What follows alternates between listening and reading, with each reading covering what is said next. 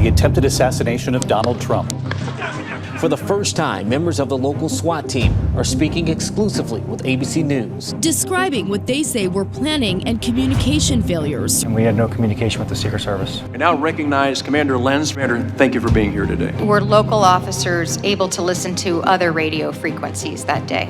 No. So we were able to hear our Butler County channels only. Because they didn't have that interoperability with local law enforcement frequencies. There needs to be certainly reform in terms of the technological communications that are.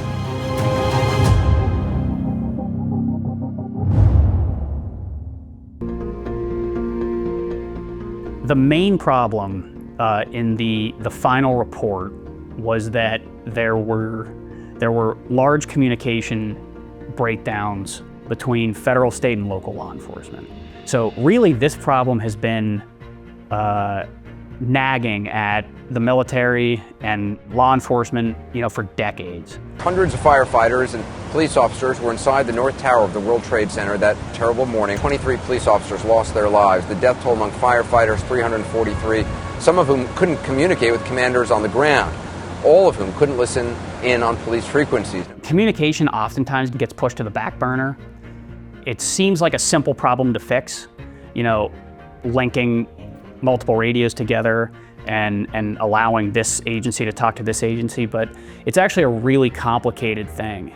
And what we've done is take a really complicated thing and make it really easy. Now it's really just a matter of making sure that these agencies know that it exists. We definitely identified a target customer that we're going after, which is agencies like the Secret Service or like the state police that have responsibility for these major events that incorporate lots of different agencies, and that there's a gap out there that we can fill. Have you actually seen the X7 yet, Aaron? You kind of went over like the earpieces, how they were changed a little bit. Yeah, I have finished goods now that are the actual. There you go. I've been working with these teams already, getting gear into their hands for their operators. So at the time that the assassination attempt happened on President Trump, we had already been working with Butler County. I knew those guys. They were testing body-worn kit. Ed, the team commander, I had met him several times previously. And so I reached out to him and said, hey, Trump said he's coming back to, do Butler Rally, part 2. And I'd really like the opportunity to swing out and get this intercom system in front of you and the command post and see if it's something that you'd like to use to, kind of link these agencies together and kind of streamline communication at the command post for the event. And he said, yeah, without hesitation. If you're just out there trying to, sell a product and you're giving every customer a sales pitch, they might not be super receptive. But if you're going out there with the sole mission to just solve problems, the sales will follow.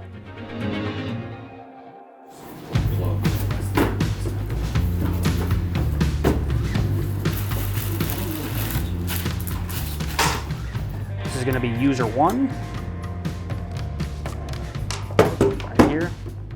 Step 2 was getting the INVISIO team together, each expert in their respective field, to come out and participate in a giant, full-scale, day-long training on the command post, the body-worn gear, and the radio relay.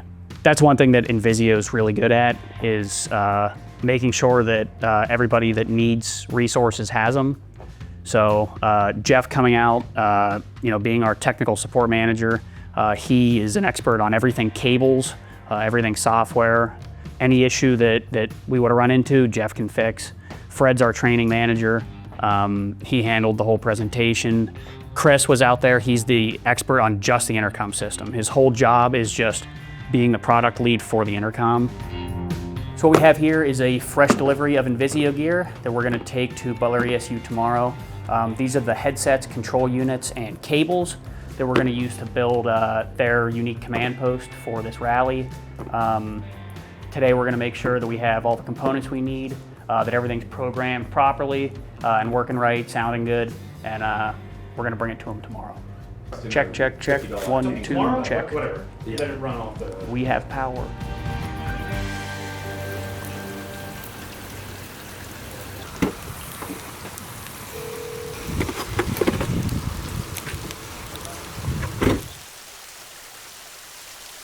So we're out here in Butler with the ESU team, DEA and ATF. We're giving them a comprehensive ICS command post demo, some radio relay options that we can implement on Saturday for the rally to ensure that all these agencies work together seamlessly and can integrate radios with one another without any hindrance.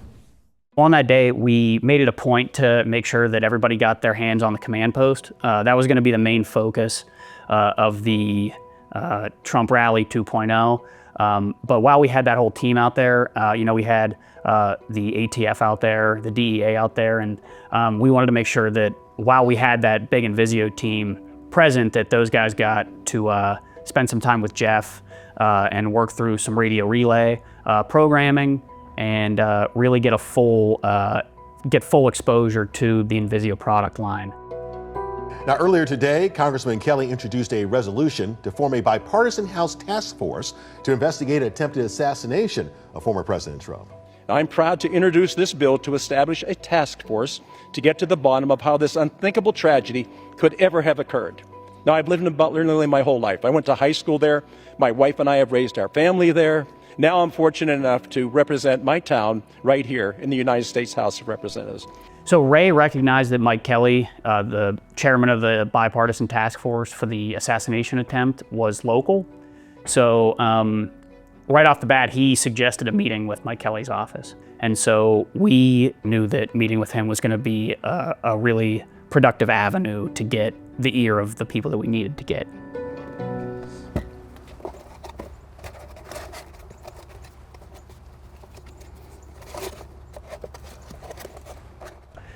Ray and I are here at Congressman Mike Kelly's office. Mike is the chairman of the investigative task force for the first Trump assassination attempt.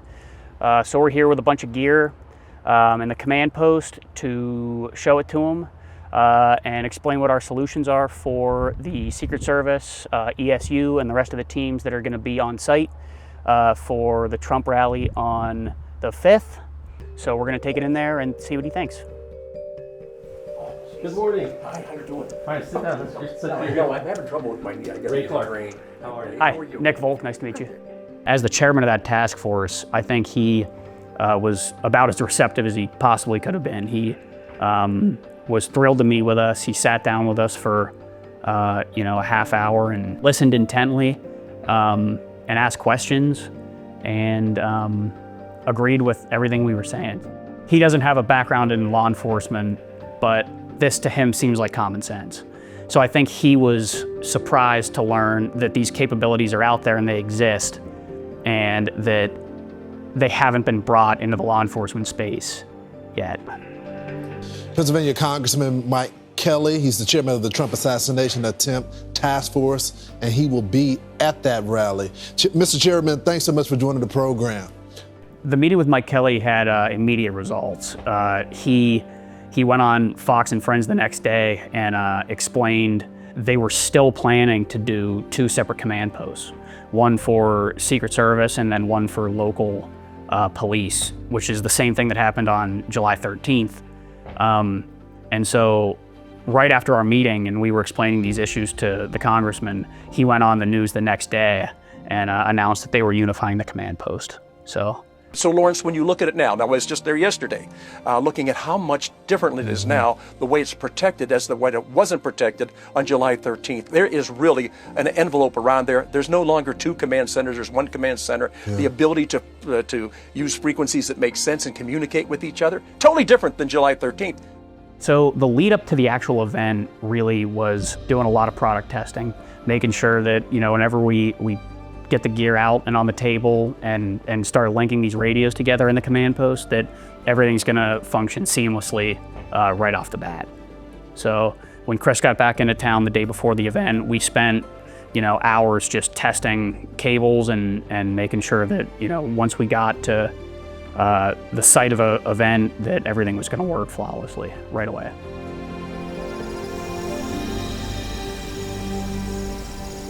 The day of couldn't have gone better. We were there for probably 17 hours. We got to the Butler County SWAT garage probably around 5 a.m.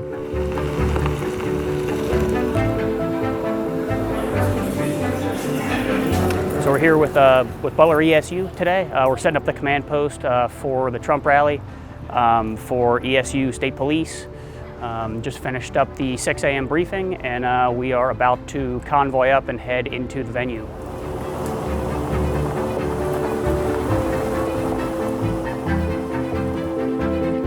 These days are big and complicated, and there's a lot of moving parts and a lot of agencies. So our number one priority was making sure that we could remain flexible and bend to whatever capabilities they needed that day. So it's about 8:30 a.m. We're here on the fairgrounds at the Emergency Operations Center Command Post with ESU, the State Police, Secret Service, and we just got the command post up and running, so gonna run some tests here, and operation starts about 10 a.m. So as of right now, the plan for the command post, we're gonna have PA State Police, Butler ESU, a couple Secret Service units tied into the command post. So a total of 4 channels. Last time this happened, July 13th, all these agencies had trouble communicating with each other. There was no unified command post.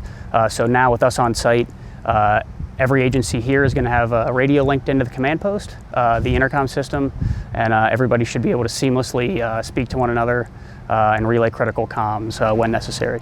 The first part of the day was just a lot of configuration, and then the second part of the day was just standing by during the operation and making sure that everybody was getting clear comms when they needed, that the command post and the control app were working as they should. I mean, immediate feedback from Ed, the Butler County commander, was that the product worked flawlessly, and that the visual representation of each agency tied into the command post on the control app made communication so much easier, that they would absolutely use the command post going forward. And so behind thick bulletproof glass, he picked up from that July interruption. As I was saying, post-event, there's a few really important things happening. The biggest one being follow-up. So right after the event, we had some really great meetings happen at AUSA. That's the Association of the U.S. Army. And we met a lot of important folks there and had some great conversations about implementing this on a larger scale throughout our federal agencies. And on the INVISIO side of things, really narrowing down these command post kits and making sure that we have kits with the full command post and all the necessary components ready to go and ship at a moment's notice for anybody anywhere in the country with an event that might benefit from one. We learned a lot about how these large events operate. So one thing that we learned is that the Secret Service is in charge of the event on one hand, but a lot of this falls on the shoulders of the state police. So the state police are really a great place for us to start in terms of bringing this technology to market. What INVISIO is best known for is our communications equipment that we provide to the Special Forces. So the challenge in the last 5 to 7 years has been taking those wins on the military side and translating them to the special operations side of law enforcement. So we've been taking those products that have been so successful for so long in the military special operations community and moving them over and applying them to our law enforcement partners. And so that's been hugely successful so far.